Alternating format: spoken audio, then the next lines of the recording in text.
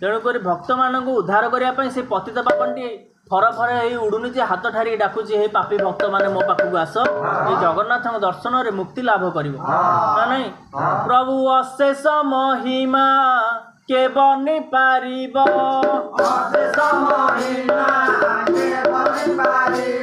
अरे अशेष महिमा के बनी पारिब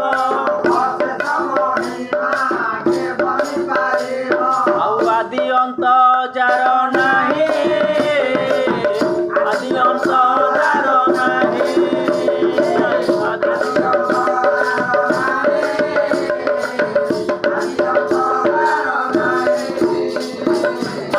रूप रूप प्रकाश होइछ